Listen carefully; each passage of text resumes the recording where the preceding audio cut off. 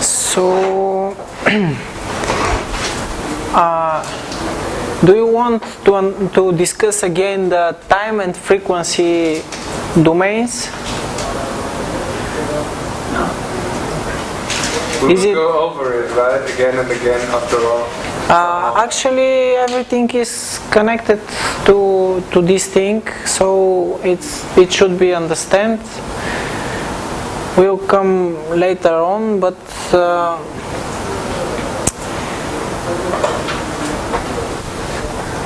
I want to emphasize on this. Okay, we'll get simple sine wave, and we'll look at it at frequency domain. After that, I want another frequency, and we'll look at its frequency domain so everybody can understand what's going on this topic. They were discussing this, so I thought. Yes.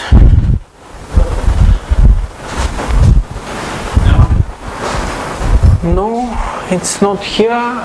Ah, it's over here.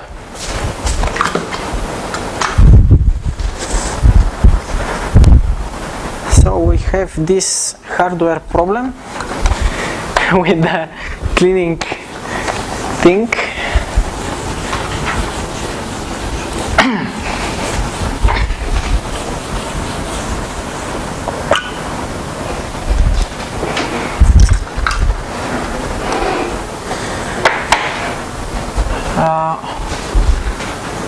What I wanted to show you here with this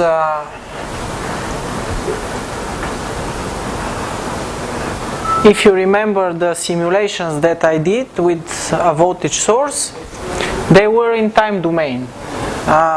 It was simple sine wave, so if we have some voltage which is alternating with sine, what was the word? I don't remember, but actually the form of the wave is like this.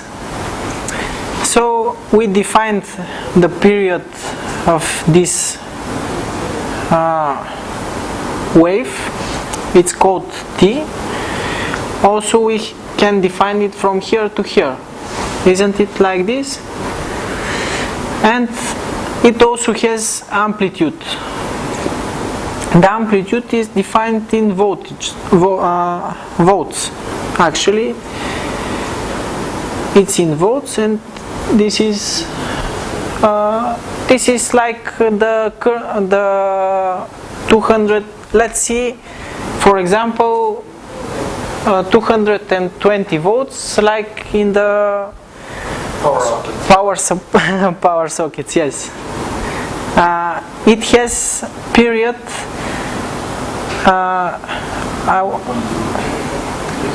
Okay, 0.02. It's 50 hertz. Somebody have calculated it for me. So this is 220 volts.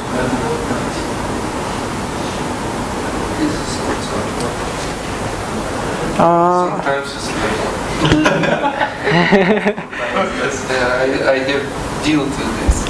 Okay, we have defined the volts, the volts between 2 points. So I believe that everybody understands that when we have the power supply, we have one phase which is this thing, and a reference which is the ground signal. And obviously I haven't defined the ground here. We have some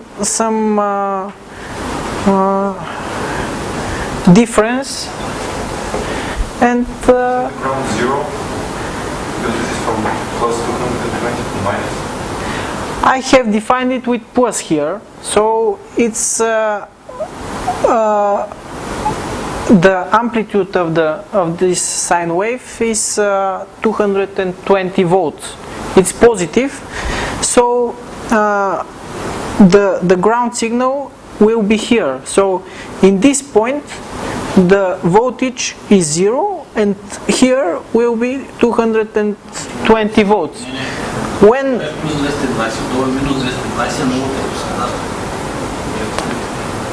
no, it's not like this. We have okay, let's check it.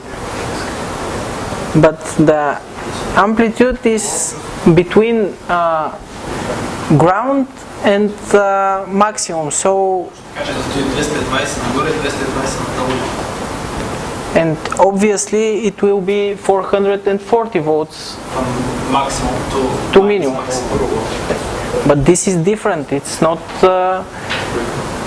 220 volts. 220 волта са от нулата до максимум. Обратно като се обърне тук, пак е от нулата до минимума минус 220. Ефективното е 220, но този максимум е 230 всъщност. Максимум е 315.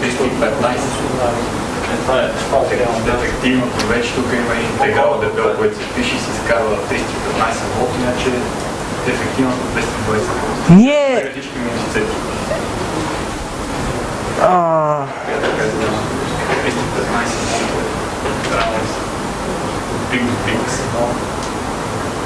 максималната ефективност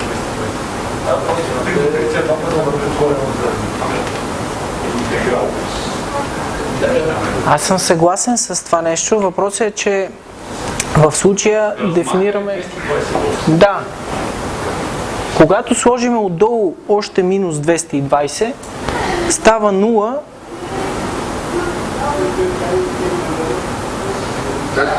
И... Да говорим за тайм домейна сега. Няма значение това. Да. Пиши в Google само виж да ти каже. Но мисля, че действително трябва да размахне 220 линията, която се слага там, ти е последната.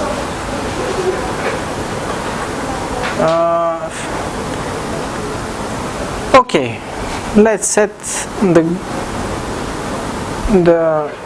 0 here. Okay, doesn't matter. Oh, shit.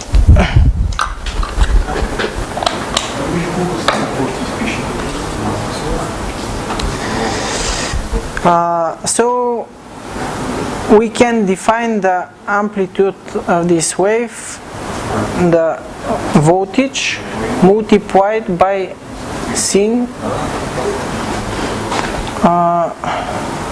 sinus of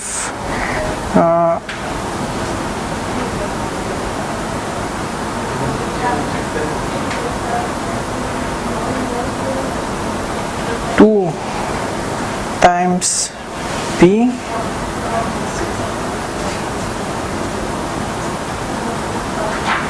multiplied by the period, or 2 times p1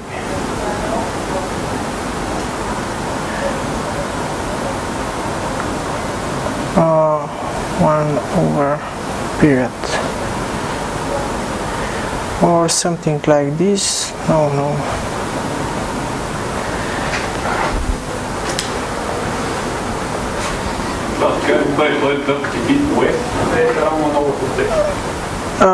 Да, обаче има и фаза, може да се добави. So, okay. Okay, let's define it like this. In frequency domain, this sine wave will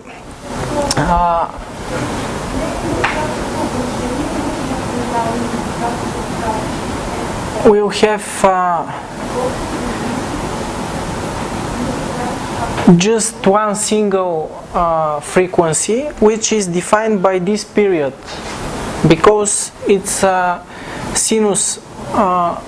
Actually, the transformation between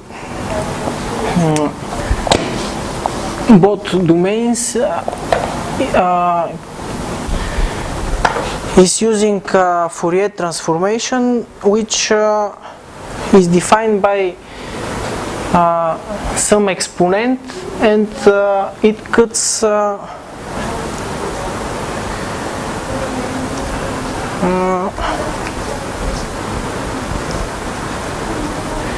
I can check in internet what was the exact formula the Fourier transformation, but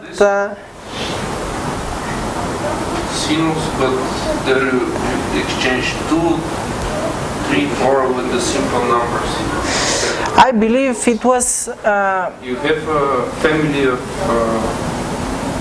frequency. polynomials which represents every frequency, which contains in some signal. This is the basic concept of Frequency analysis, yes. frequency analysis. Yes, but do you remember the formula so we can write it for a simple sine wave? Because You have a family of sine waves. For example, the first one will be, if this one is not a sine wave, but something like a square wave or something, you will have this one. U multiplied by sinus, like 2 times p. This is the fundamental, the first. no, The next one will be sinus 3 times p. yes, but like we this. have a sine wave, so it won't generate any harmonics or something then like it this. will be this one. Yes, The first formula. this is the first harmonic, and this is also voltage actually.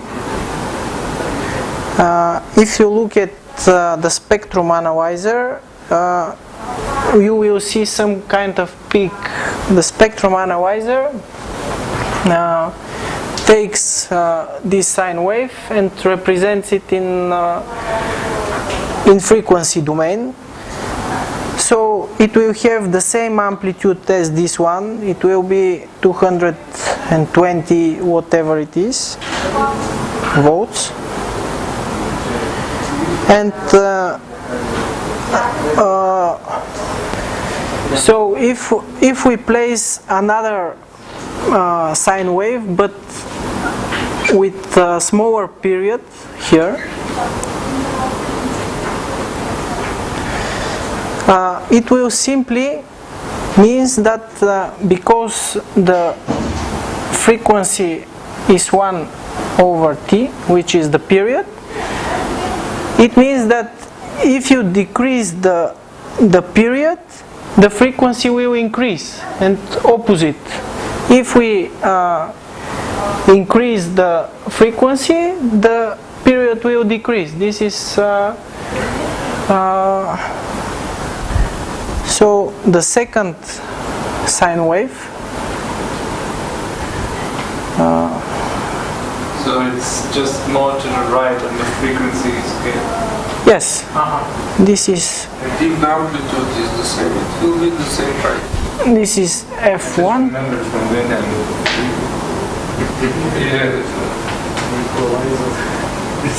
Yes, they are. It's the same. If we want a lower frequency, we have to change the period to increase the period actually, and would be that then. and it will come over here in the. So this is the connection between time and frequency domain, but in RF technology, the things are getting a little bit complicated because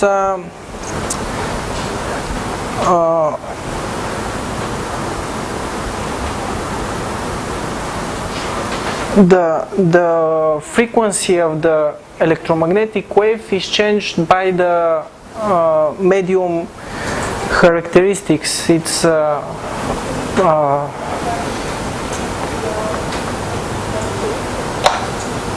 effective dielectric constant and the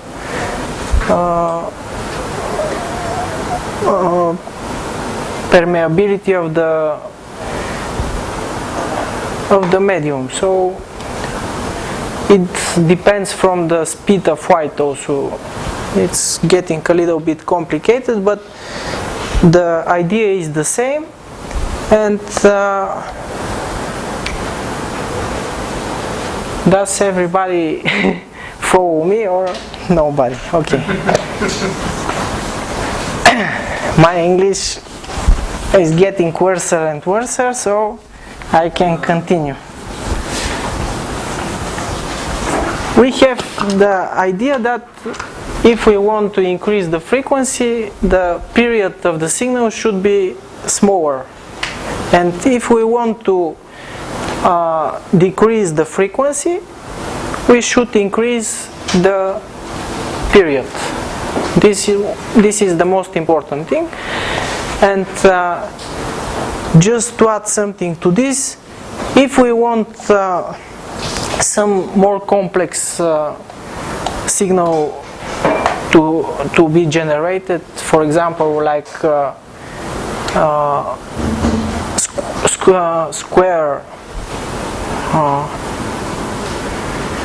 square signal, it consists of multiple frequencies. Actually, it's a rectangular signal. It consists of multiple frequencies, and so this is in time domain with volts, and in frequency domain it will look like this.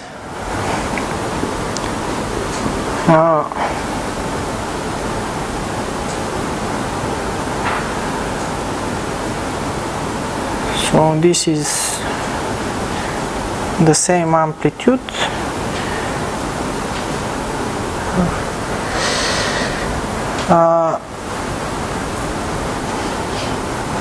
I'm not sure how it will look like, but perhaps this can be simulated, of course, but there will be some kind of frequencies which are going in. Actually, you will have all the frequencies. Yes, because it's a rectangular. Yes, from the lowest to the highest, and as much frequencies we have, so the sharper this edge will be. So you understand. Ideal shape, then you will have going to the infinity. Yes. But they will be divided like everyone is doubling. Not doubling, but with simple numbers. Like for example, 1 will be the fundamental. It will be 1 amplitude. The next amplitude will be the same amplitude if it's this square one, but it will be 2, 3, 4, and so on. Yes, yes. Usually non-ideal square wave in the physics, you have something which is a little bit rounded. So at some time they are going lower and you finish with the frequencies. Yes, but actually something like this is the physics, if you measure it. Probably you will have around a certain frequency. If you the measurement frequency, you have around it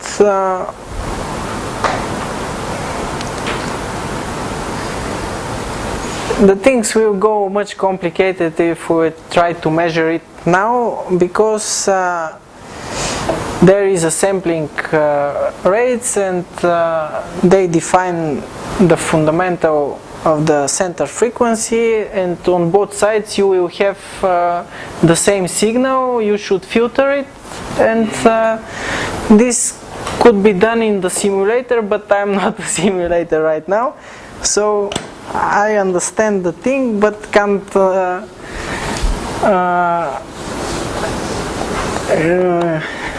how to say, to present these things to you, because I don't know. You have some animation to the next time. Can you make it? I can make it, of course. You have done this.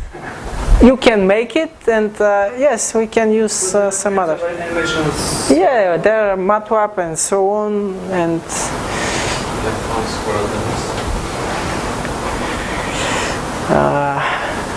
we are all geniuses here, so don't bother with it. Properties of semiconductors. Most electronics devices are fabricated by using semiconductor materials along with conductors and insulators.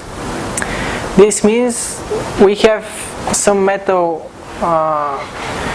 layers, stacks, and between these metal layers there is a dielectric.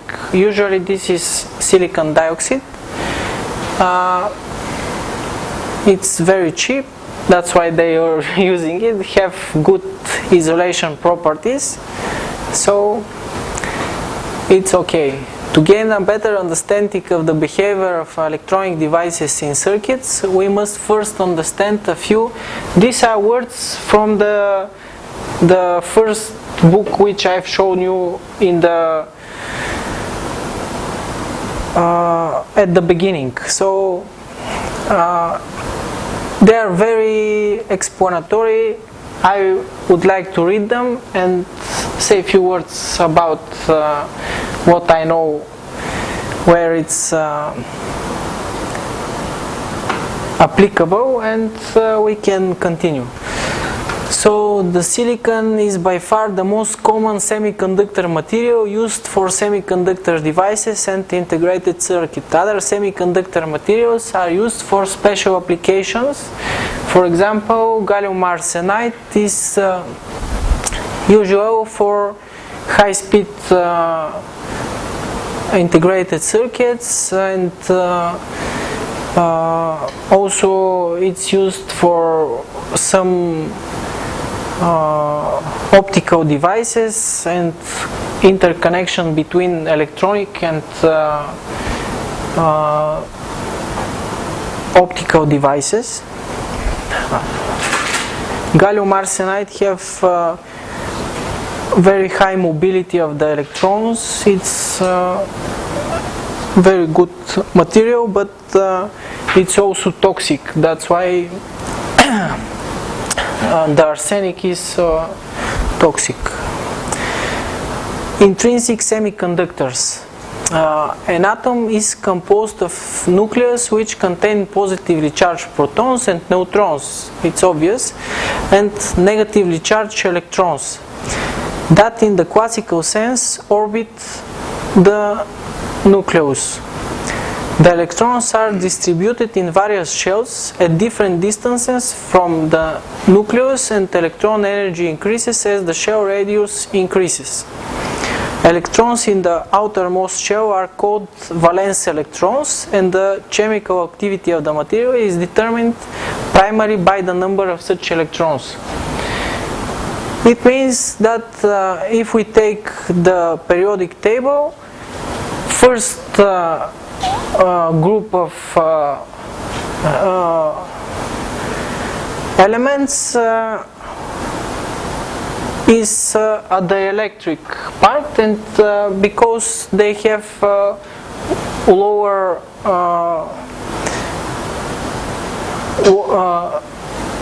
they have only one electron in the outer shell of the atom structure. So elements in the periodic table can be grouped according to the number of valence electrons, shown as a portion of periodic table in which the more common semiconductors are found. Silicon and germanium are in group 4 and are elemental semiconductors. So I've just told you about the gallium arsenide. It's a compound semiconductor because it consists of two semiconductors, gallium and arsenide, which is from the fifth group. In gallium arsenide is a group 3-5 compound semiconductor. We will show the elements in graph 3 and group 5 are also important in semiconductors. Here I want to show you the periodic table just to... Yes, they are here grouped like this. Elemental, silicon, germanium, yes.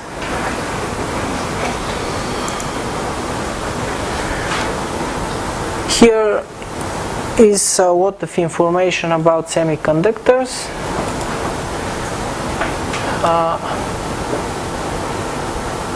For example, if we click on silicon, basic parameters at 27 degrees, band structure and carrier concentration. We will see the band gap, which is 1.12 electron volts later in this presentation. Mobility parameters. These parameters are defined as a technology files in production when you want to make integrated circuits, but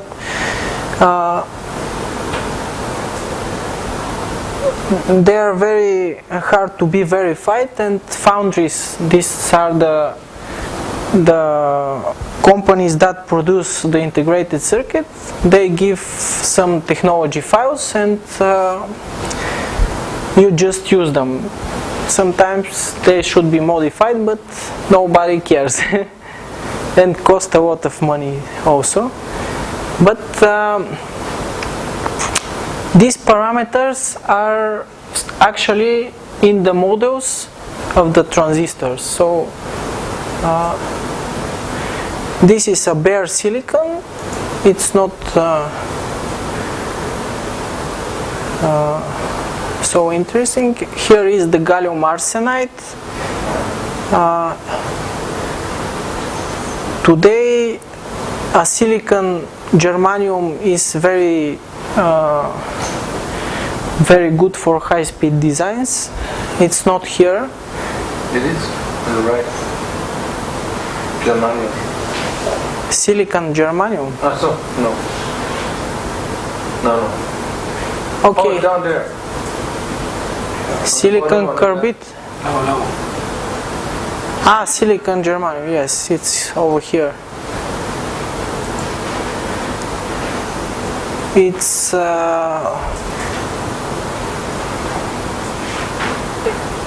a very new technology. It's good for high speeds, and actually they have produced transistors working at 500 gigahertz, which is in the visible spectrum of the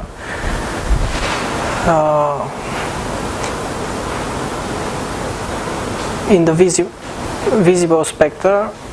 So it's very good technology. Okay. Enough. Let's see just the periodic table to have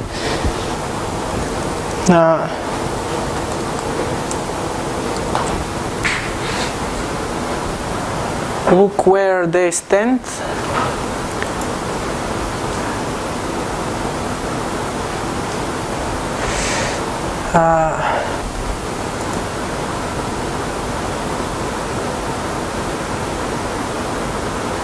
So here is silicon, germanium, arsenide, phosphor, boron.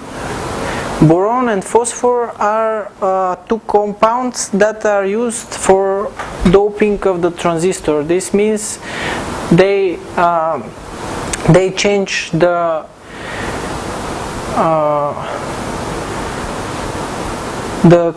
conductivity of the semiconductor, and with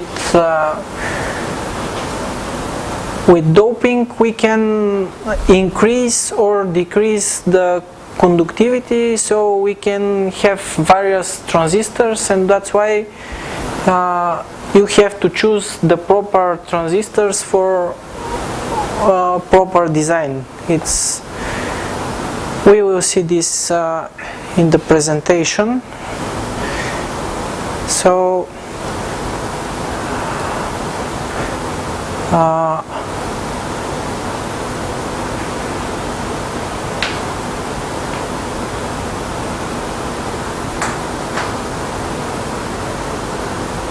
this should be some kind of dielectrics here, and this part here is semiconductors. Why they are semiconductors? We will see this in the presentation. The electrodes are to the right. These are all metals. These are metals. Yeah, okay. Yes, nickel, lithium, yeah, of course. On the right side are dielectrics, yes. So, good for me to know. Compound semiconductors, silicon, germanium.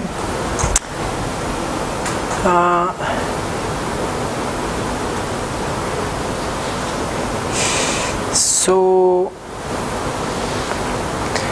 let's see.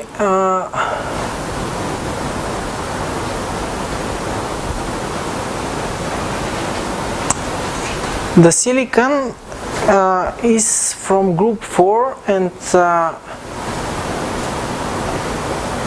has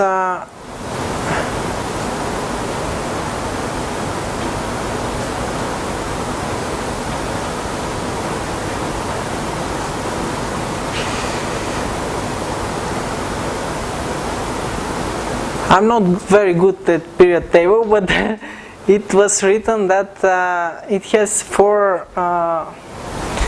electrons in the outer shelf of silicon, so I believe it's so. Actually, I know this, but can't tell why it's on the 3rd place here and 14. There is another view of the periodic table. Really? Yeah, there are several alternative ways to display it. Okay. Where is ours? Google Images maybe? This is the version used by chemistry people. That was in the shop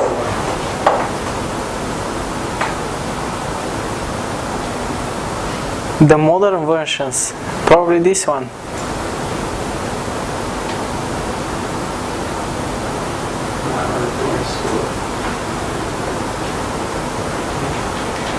Okay, let's leave it like this, but the idea is that we have a crystal structure where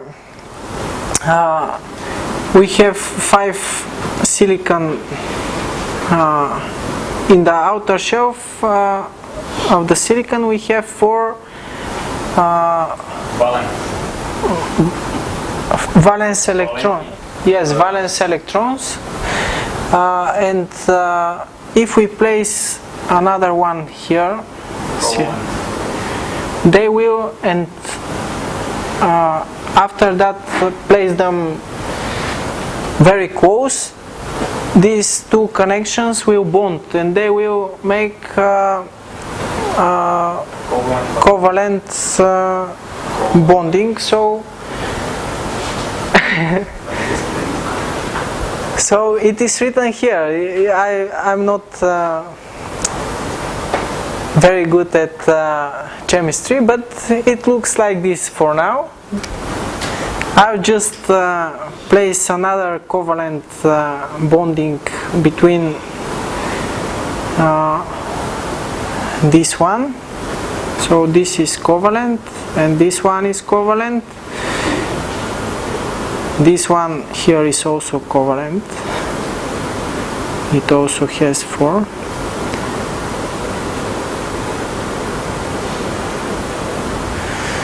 just like this bondings, and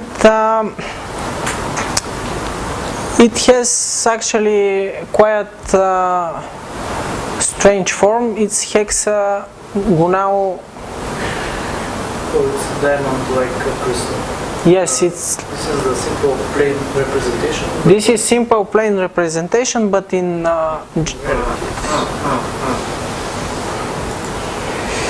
So this is one of my sites that I have written here. Semiconductor materials, boron, silicon, germanium, and so on. But here are the representations. So this one is silicon, the second one is gallium arsenide, and the phosphor molecule. Gallium arsenide and silicon share the same structure. It's hexagonal or something like this. Tetrahedral. Okay. I haven't written this anywhere, but these are all silicon atoms, so the bonding between them is covalent. So just I just wanted to show you the physical view of the semiconductor, because after a while we have to change one of these atoms in order to get some doping to increase the current flowing through these semiconductors. The semiconductors has so we know that there are two semiconductor types. One is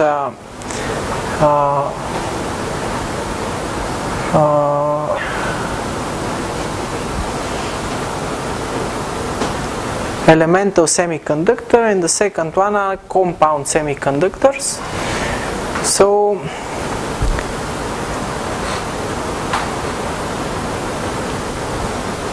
can you go back to the other representation in space that you just sent to Google slide? yes, Because under it there's written units of silicon, phosphorus molecule, and gallium arsenide. Two line, but it's just rough line. yes. My screen is. So gallium arsenide is the two. First one is the silicon with diamond cubic. So basically you see the compound there with the two. Actually, the silicon has different structure also. It's not only one structure that can be formed. It depends from the temperature, from the. It's called isotope. No, it's called. No. Isotope is a physical structure. Isotope is something else, I believe. But Isotope is difference in neutrons. Same number of protons, different number of neutrons. And here this is a structure which depends on the valency of the possible valency of the atoms. So it can bond with 5 or 4, depends on the conditions. On the conditions, yes.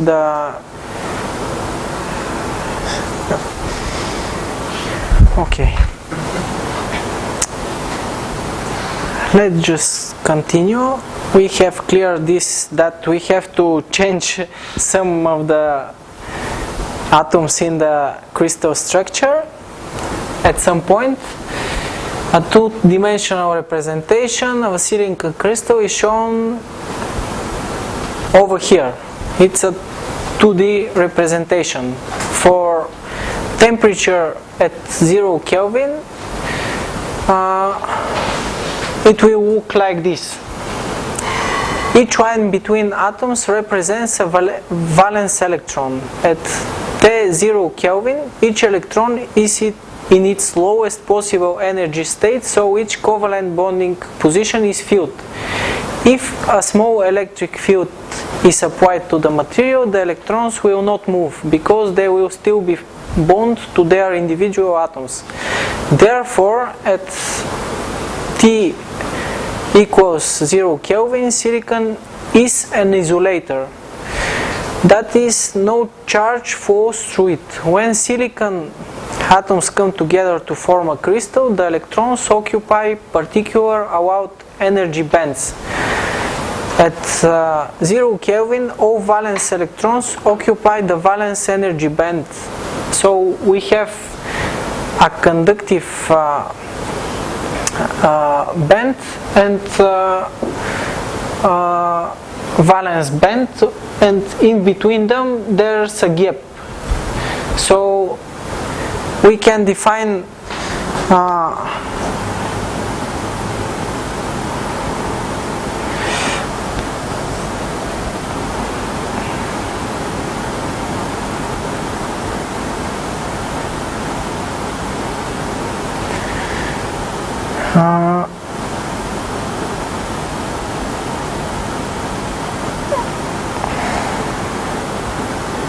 this is energy here, and this is the band gap we are speaking about.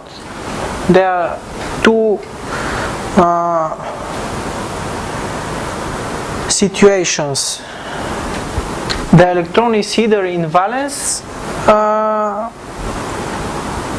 state or in conductive.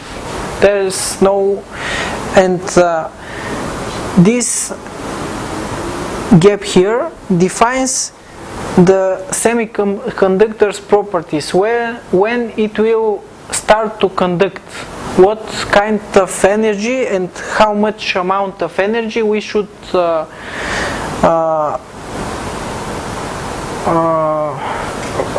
apply in order to get into conductive mode. This could be done also with light and some other sources. The temperature is such source. So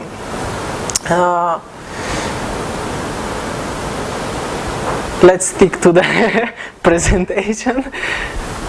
If the temperature increases, the valence electrons may gain thermal energy. It's much more politely explained, not like me. Any such electron may gain enough thermal energy to break the covalent bond.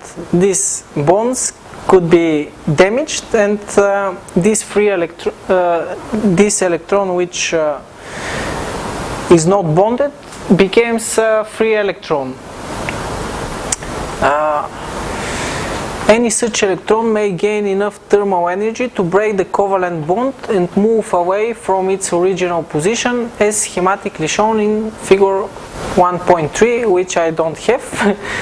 In order to break the covalent bond, the valence electron must gain a minimum energy, which is this energy EG, called the band gap energy. For example, we have seen that in silicon it was 1.1 electron volts, and in gallium arsenide it's about 1.6 electron volts. The electrons that gain this minimum energy now exist in the conduction band and are said to be free electrons. These free electrons in the conduction band can move through the crystal. The net flow of electrons in the conduction band generates a current. It's very simple. As the temperature increases, more covalent bonds are broken, and more free electrons and positive empty states are created. An electron volt is the energy of an electron that has been accelerated to a potential difference of 1 volt. And 1 electron volt is 1.6 multiplied by 10 to the minus 19 joules. These are some value, but the idea is that this electron volts means that you have to apply a potential difference to break this covalent bond and to free the electron, so you can have free electron and it will move to the positive direction of this voltage. So the electrons are negative charged, as we spoke, and they will go in the opposite direction to the charge. So because of the electromagnetic forces and it will go to the positive source. Gallium arsenide is 1.4 electron volts. Sorry. An energy band diagram is shown in K. EV is the valence. Here is valence energy, and EC is the conductive energy. The band gap energy is the difference between EC, which is the conductive, and the valence energy. And the region between these two energies is called the forbidden band gap. So you can't have here any electrons. It's forbidden because of the discrete nature of the energy. Yes. So electrons can't exist within the forbidden band gap. Qualitatively shows an electron from the valence band gaining enough energy and moving into conduction band. This process is called generation. Materials that have large band gap energies in the range of 3 to 6 electron volts are insulators because at room temperature essentially no free electrons exist in the conduction band. In contrast, materials that contain very large number of free electrons at room temperature are conductors. In a semiconductor, the band gap energy is on the order of 1 electron volts. You can see that silicon has 1.1 electron volt and gallium arsenide 1.4. The germanium has only 0.66 electron volts, and the first transistors were made by germanium and some metal, so they were needed a very small amount of energy to make the semiconductor conductive. So semiconductors are between the isolators and conductors. It's obvious. You can look at the semiconductors like variable resistors, but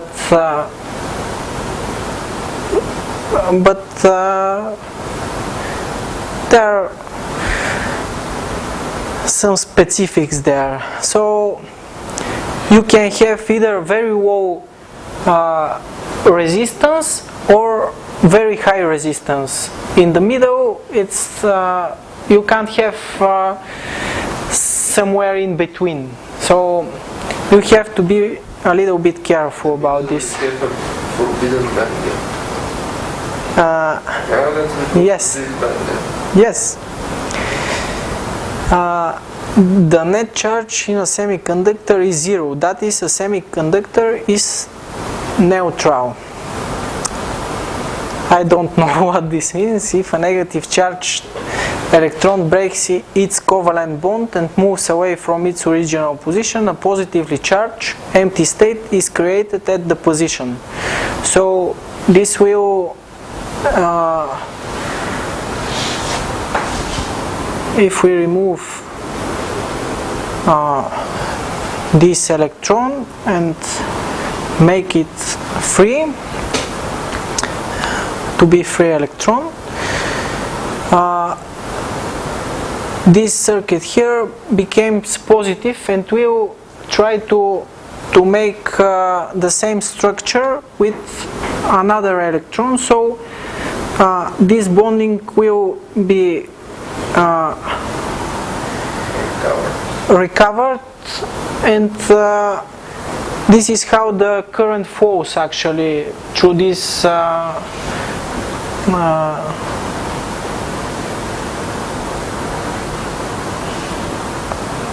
with situations like this. So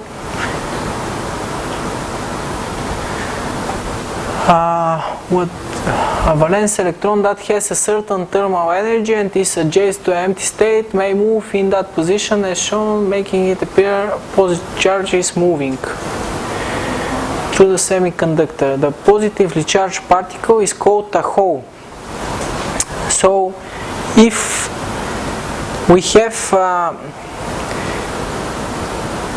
in semiconductor, then two types of charged particle contribute to the current. We have the negatively charged free electrons and the positively charged holes. The holes are these covalent bondings that are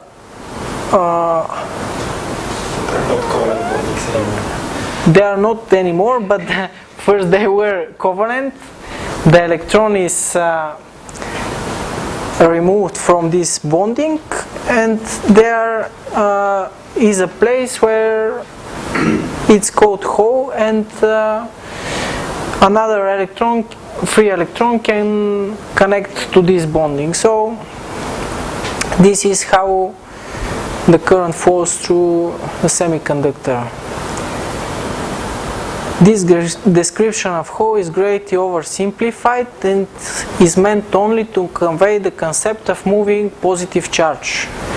In the second book, which I showed you in the beginning, there is a very large explanation how the things are going with Einstein's theory about quantum energy and something like this, but we won't discuss this.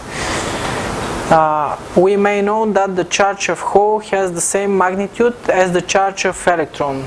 It's obvious because the holes and the electrons has the same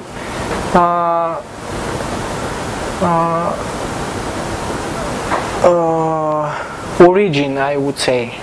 They are from these covalent bonds. You can't have different value for the intrinsic semiconductor. I mean, this is only for the semiconductors that are silicon, germanium. This from the table which we've seen. So wait a minute. We may know that the charge of yes, the concentration of electrons and hole are important parameter in the characteristic of semiconductor material because they directly influence the magnitude of the current. An intrinsic semiconductor is a single crystal semiconductor material with no other type of atoms within the crystal. In an intrinsic semiconductor, the densities of electrons and holes are equal, since the thermally generated electrons and holes are the only source of such particles. Therefore, we use the notation Ne as the intrinsic carrier concentration for the concentration of the free electron as well as that of the holes.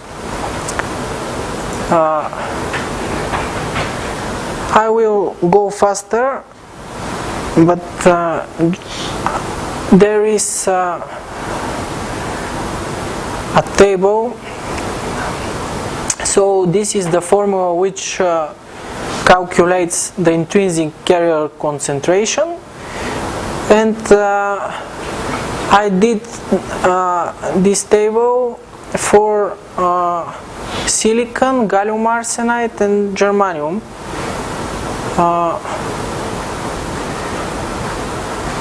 So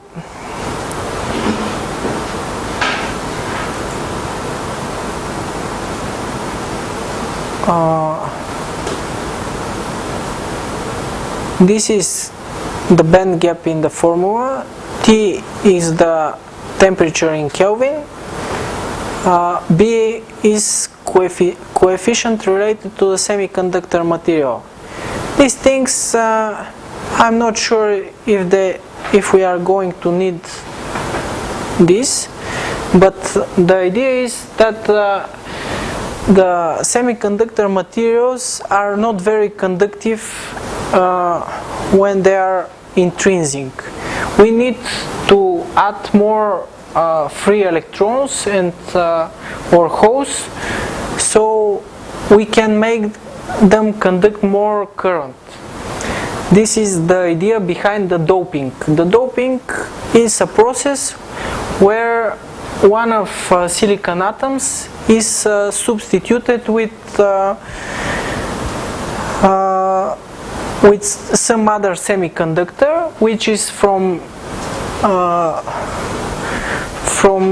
other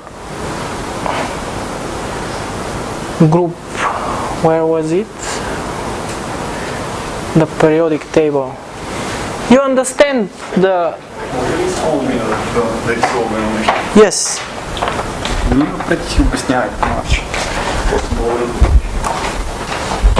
Аз? Искаш ли да говориш на... Не, аз на английски много говоря. So he is a physics guy. I believe he understands what he is doing, not like me.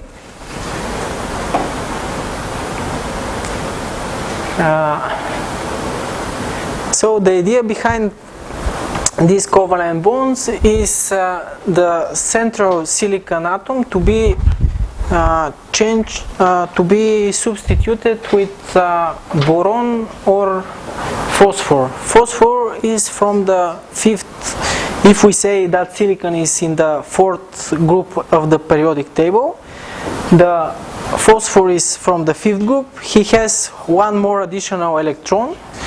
So if we replace the silicon with phosphor, we are getting one more free electron in each covalent bond. So maybe we can move it a bit over there so the camera can catch it. Yes, okay. Искаш ли да го правя? You are writing the same thing as I was going to explain. Okay. The boron is actually from the third group, so it has one electron less, and it will make a covalent bond, but with one electron less. So it will. This will be the holes. So the holes define the p-type conductivity, and electrons define the... Okay. We have 10 minutes more, so we should be very fast. We have 2 more currents to understand, and that's it.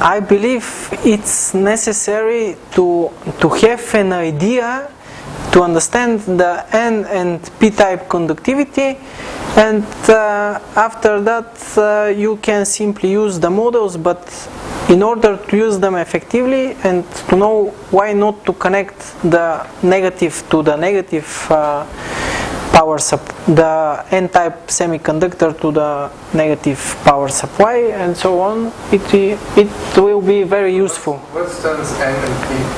Negative or positive? P Yes. P is phosphorus, but No, I mean in PN transistors, like P, this is the doping, and actually when you have here one electron less, this structure will be a little bit positive than the structure with one electron more. So depends from the structure. You have either p-type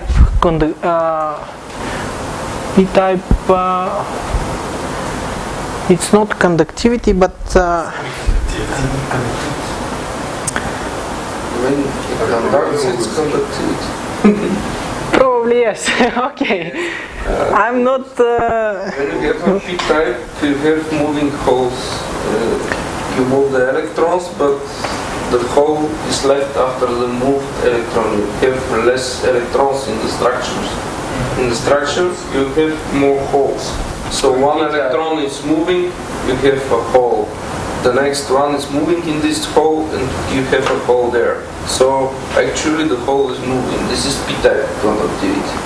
And n-type conductivity is when you have more electrons, and then you have directly moving electrons. Actually, you always move electrons, but one time you count the movement by holes, and the other time you count it by moving the electrons. Basically, the properties are different, but in the basic they are the same. Yes. Also, the mobility of the electron is much higher than the mobility of the holes. That's why the p-type transistors or components, we will have a lecture. The next lecture will be about diodes and transistors. I promise to improve myself. I believe I can. My English, I mean. And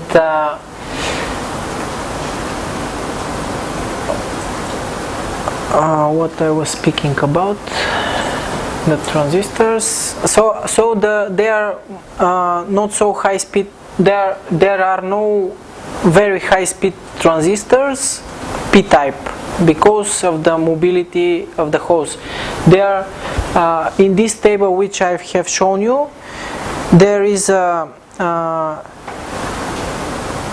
one parameter called mu, which defines the mobility, and if it's p-type, the mobility is much lower, and opposite, you are getting much higher conductivity.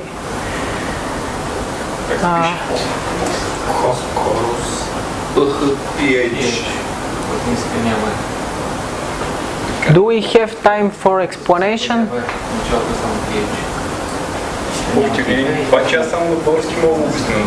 Добре, обясня. Дай на български, аз ще се мъча. Имаме професионален преводач. Сега превеждай да те видим. So, Danny will... just a second. Аз ще...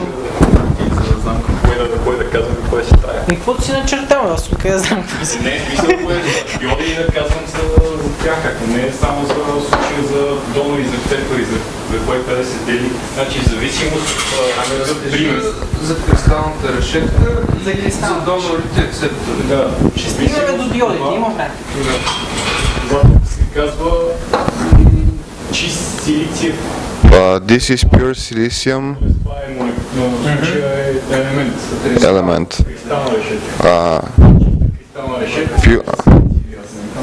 Pure crystal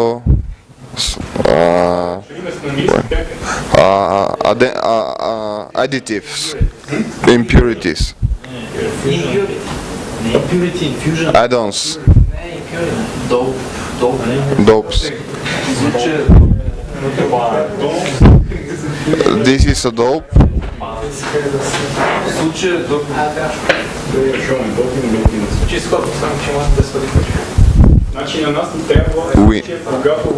We need the case when in this crystal order, we incorporate a different type of element С различен тип валентни електрони. with a different type of electronic valence number. Okay. В случая, когато, примерно, нашия елемент бор, In our case, when we have boronium, съм го написал с 3 валентни. Notated with 3 valent electrons. Когато го градим в нашата решетка, When we incorporate it into the bracket, се получава тази връзка. we get this direction Атом and connection bonding. с неговите валентни електрони за бора, но тъй като бора има един електрон по-малко, един силициев електрон става свободен. Тук в случая съм нарисувал и съм написал, че това е 3 електрона. В областта, почва да лети в областта около атомите.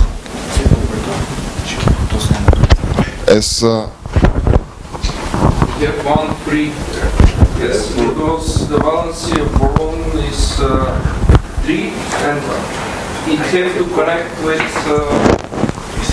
4 atoms. So when it is 3 it connects with actually you have from one of the silicium atom one free electron, and then it goes in the crystal mesh, and it's free in the mesh.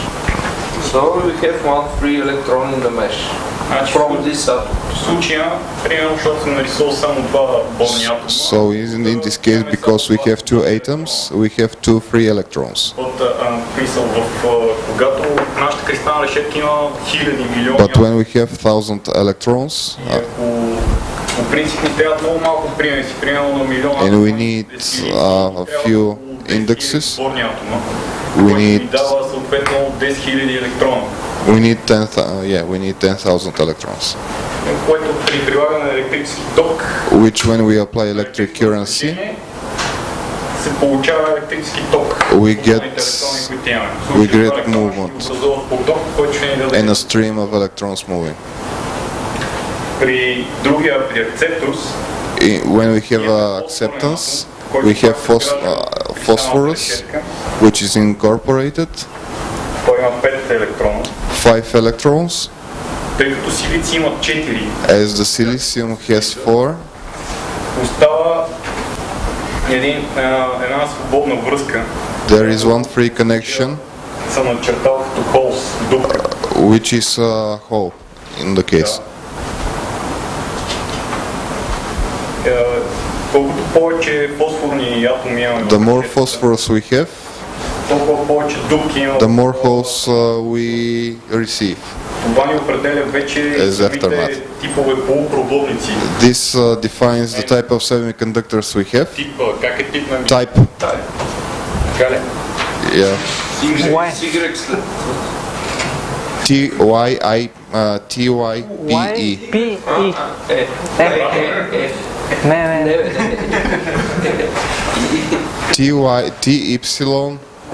TYPE. Y.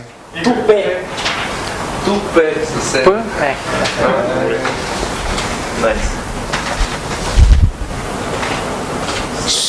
So it boils down to a negative and positive type of semiconductors. Okay. We don't have a lot of time more, so. Okay. Това е N-type. Заради това. Всичко е на база валентни електрони. Always based on valent electrons. So if you have more electrons, it's N-type. If you have less electrons, it's a P-type. Това е следващата тема. This is a P-type. Не, позитив е към дупки. Позитив. Тук имаме с един свободен електрон в повече ни остава. Да, ама бора има 3. Окей. Бора има 3 електрона, това има 4. Един електрон от силици остава свободен. И той почва да лети в кристалната решетка. А тук имаме... Yes. Да, това. Тук затова е. Тук имаме повече електрони на база. Ако имаме 1 милион 10 хиляди електрони, имаме летящи, който ни дава отрицателния. Дай да го преместим това. Извинявам.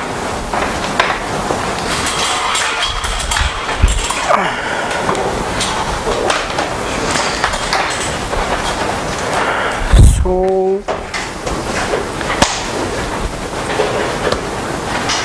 the idea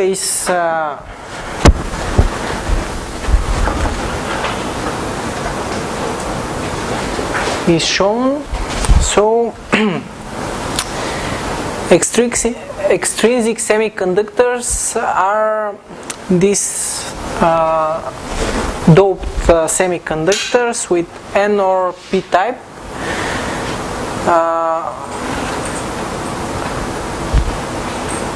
The most common group, so groups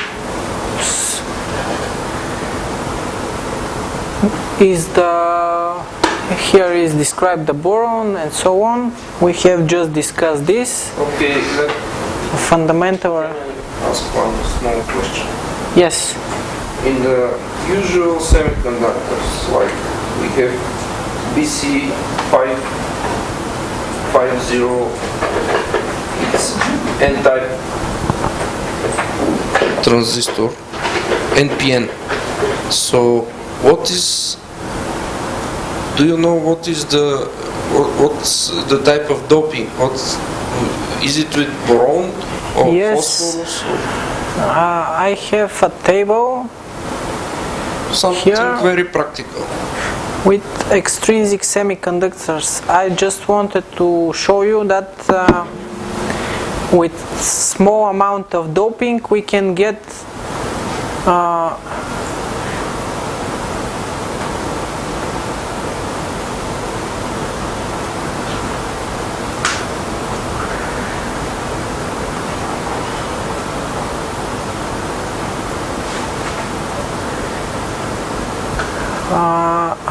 what was calculation, so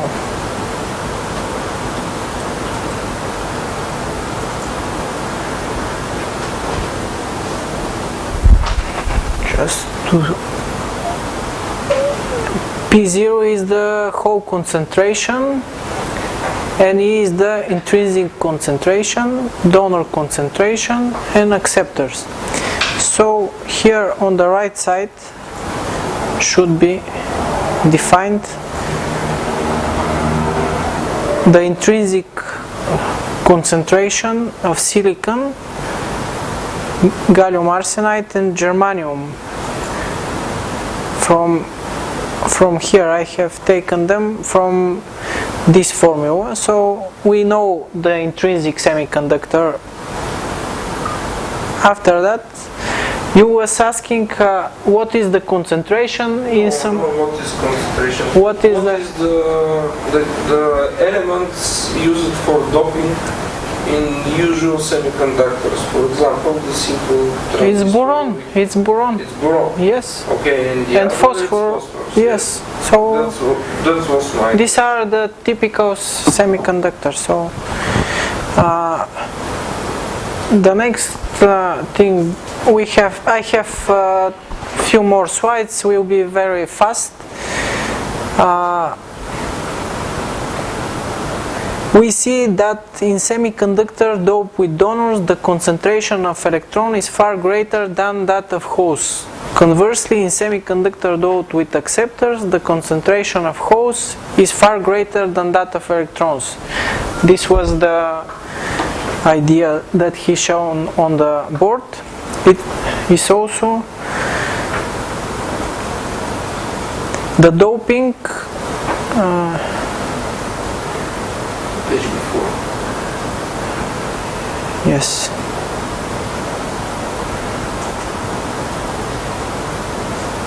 Extrinsic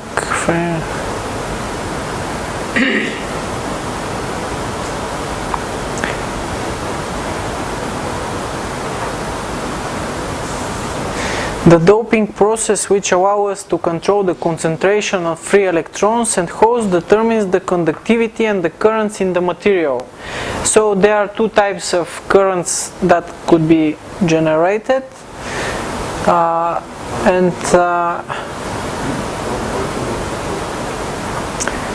this is the drift and the diffusion currents. In an N-type semiconductor, electrons are called majority carrier. This means that they are more than which are termed the minority carriers.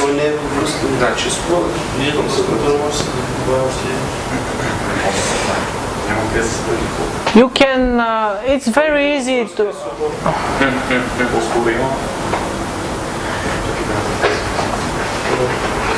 This is very easy to understand. Someone can focus at home, just write a few circles and he will understand the idea behind it. Also there is a lots of formula, so it's not a problem to understand which type give us.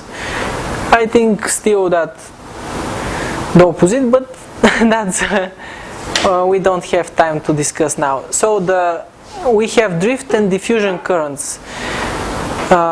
We have described the creation of negative charged electrons and positively charged holes in the semiconductor.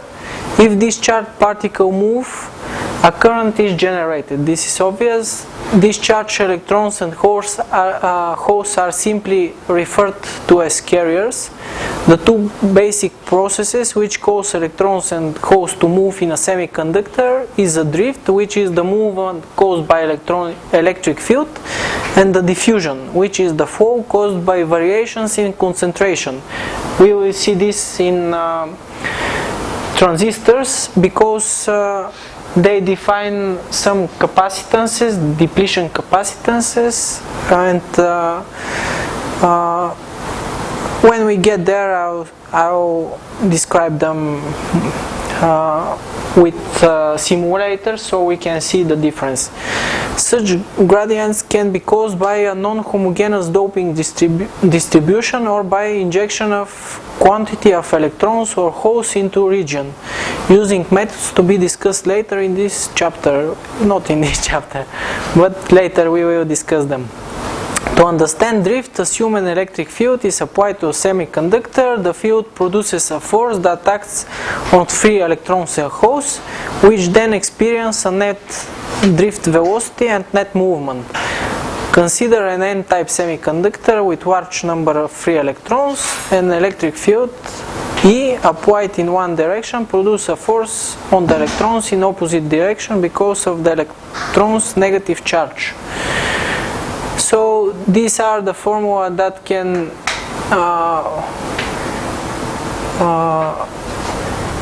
this is the drift current, this is the electron, N is the En, actually this is En, mu n, which is the mobility and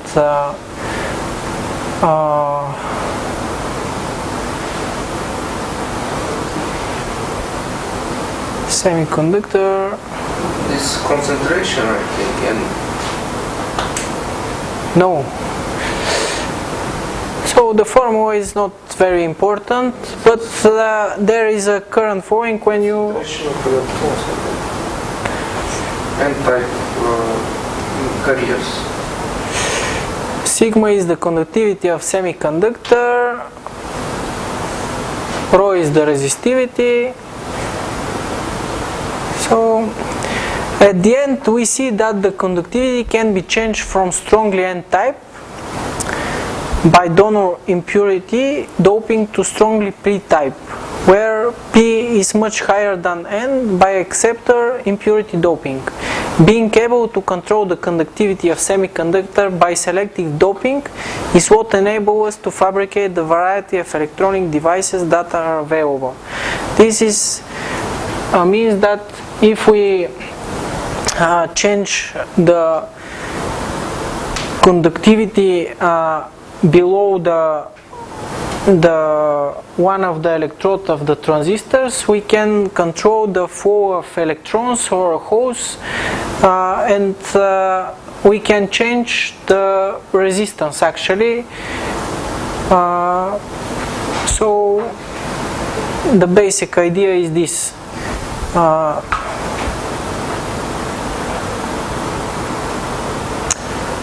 Notes. Two factors need to be mentioned concerning drift velocity and mobility. Some equations imply that carrier drift velocity are linear function of applied electric field. This means more electric field, more free electrons, and yes, more drift current. This is true for relatively small electric fields. As the electric field increases, the carrier drift velocity will reach a maximum value of approximately 107 centimeters per second. So any further increase in electric field will not produce an increase in drift velocity. This phenomenon is called drift velocity saturation. This means that you can't have more current even if you apply more voltage. So there is a state when transistors are saturated, and even if you apply more voltage, you can't get more current from them. So they are not linear anymore. yes. So that's why they are non-linear. These are non-linear devices, as I mentioned in the beginning. Electron and hole mobility values were given in example of 1.3. I didn't show them. The mobility values are actually functions of donor and acceptor impurity concentration.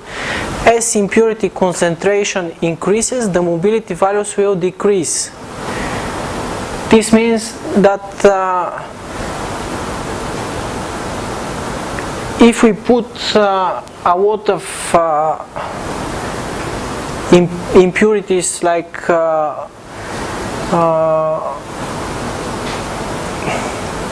actually it's here, this effect then means that the conductivity is not a linear function of impurity doping. So if you put too much boron or phosphor atoms in the crystal structure, there will be time when the mobility of the electrons and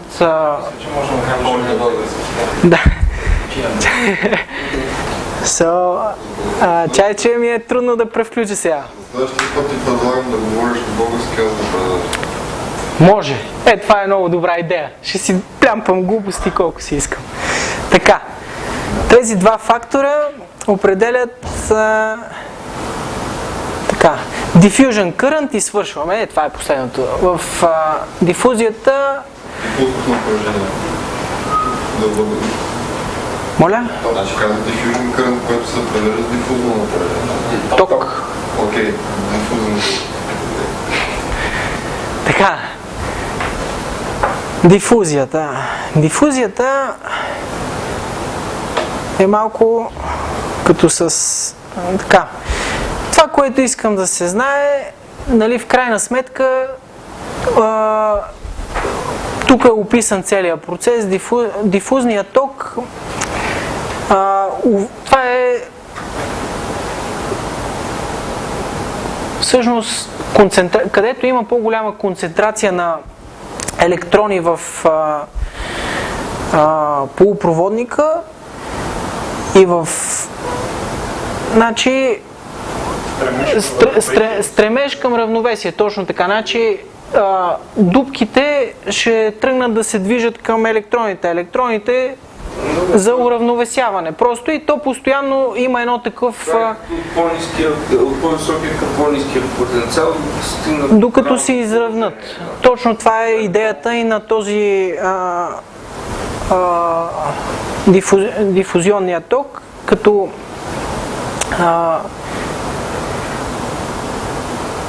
от него зависят, примерно в голяма част и шума на самото устройство. Има такъв параметр, който се нарича, той зависи от температура, зависи от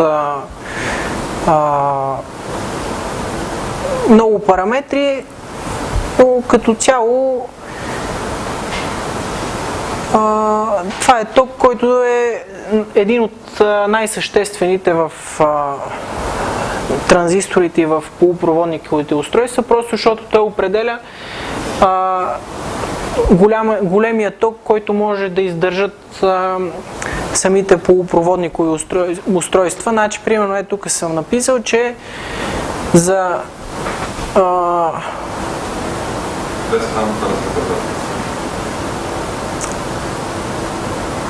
200 ампера могат да бъдат пуснати на площ 1 квадратен сантиметър. Нали, като се замислите, примерно нашата инсталация тук работи на 63, най-големия, който е централния бушон. Нали, а ние пускаме през един такъв малък чарк 200 ампера, което е огромно, като се Добре, но идеята е такава, че точно поради този ток самите транзистори могат да станат много малки. На нас не ни е необходим огромен ток. Затова може да намалиме площта на транзисторите и на устройствата, да ги направим да работят примерно на 1 микроампер, 1 наноампер или, нали, това са по тези скали, дето ги говорихме миналия път. Значи, ако намалиме това да стане 0, ако го направим 1 микроампер, примерно базата на един транзистор, съвсем спокойно може да му се пусне 1 микроампер, който да има усилване, после ще говорим, нали, така нататък за транзисторите. Тогава този размер на транзистора ще стане 10 на минус 6, да. Ще стане, да кажем, от 1 квадратен сантиметър ще стане 0,1 квадратен сантиметър. Не квадратен сантиметър, а 0,1 микрон, което си е 100 нанометра, да кажем, при условие, че работи с 1 микрон. И дали има някаква линейност? Например, при различна концентрация на заряди, независимо дали те са дупки или електрони, може да протече някакъв ток, но концентрацията е по-голяма, той остава все пак толкова. Тоест достига някакво ниво на сатурация. Разбира се, да, това е точно така, да. Няма как просто да бъде физически по друг начин процес, защото е ограничен броя на дупките. Както и да го погледнеш. Все пак има физическа кристална решетка. Кристална решетка, да. И единственото значение е тая площ, т.е. вече може само по-голяма. Да, и всъщност в интегралните схеми се гледа, примерно, когато се прави цифрова схема, нали, тя може да работи на различни токове. И токовете, на които ще работи, се определят от размера на транзистора. Значи той има отношение ширина към дължина на гейта. Гейта представлява един метал. Гейта представлява точно такъв с различна проводимост, променена структура в кристалната решетка на полупроводника. Значи, просто са добавени атоми, но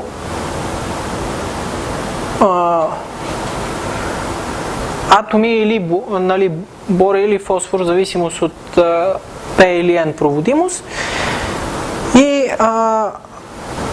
дължината всъщност на която то е всъщност площта, понеже се дефинира обикновено, даден процес, примерно като чуете в CMOS технологията 22 нанометра. Сега, какво ви говори това нещо? Нека да го кажем по-просто, нали? По-ясно. 22 нанометра е точно ширината на гейта на транзистора. Ако си го представите, че имате един кристал,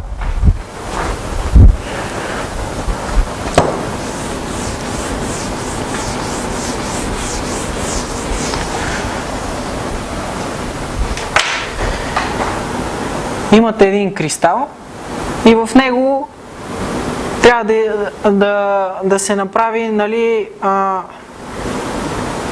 един гейт.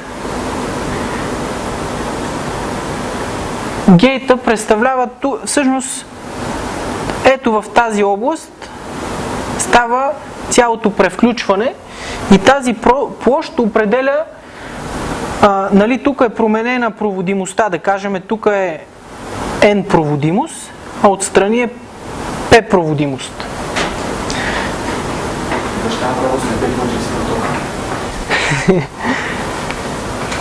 Няма ключ ли, бе?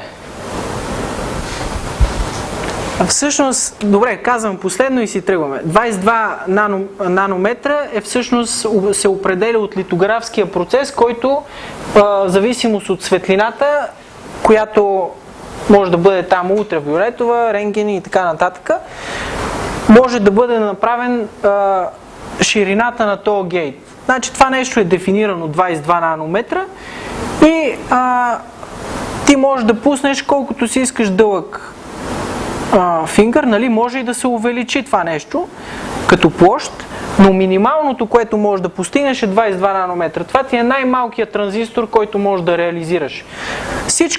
Всичкият ток и цялото управление минава през тази площ. Значи, ние ще разгледаме после полевите транзистори. При тях не е точно такава схемата, защото те се управляват с напрежение. Нали? Не беше много удачен случай да го обясна, но де-факто, примерно, като чуете там процесорите, че работят примерно 36 нанометра, всъщност това е минималният размер, литографията, която надежно може да реализира такъв гейт. Защото под гейта всъщност се получава прехода на тези електрони и с управление чрез напрежение или чрез ток, в зависимост от технологията, дали е биполярна или CMOS технология, там или протича ток, или пък се запушва в зависимост от напрежението. Това е цялата работа. Не е кой знае колко сложно, има много сложни формули, но в крайна сметка нещата ще ги видим на схемния симулатор, кое как влияе след това. Значи всичко зависи от размера. Да. Аз затова казах там и на първата. Искам само да кажа, това excess carriers е такива, защото тук може да се ползват соларни клетки и фотодиоди. Те всъщност енергията, която е необходима за да се възбуди, нали, да се получи този свободен електрон или дупка, да се развали тази ковалентна връзка, може да дойде от външен източник, който може да бъде, нали, светлина или пък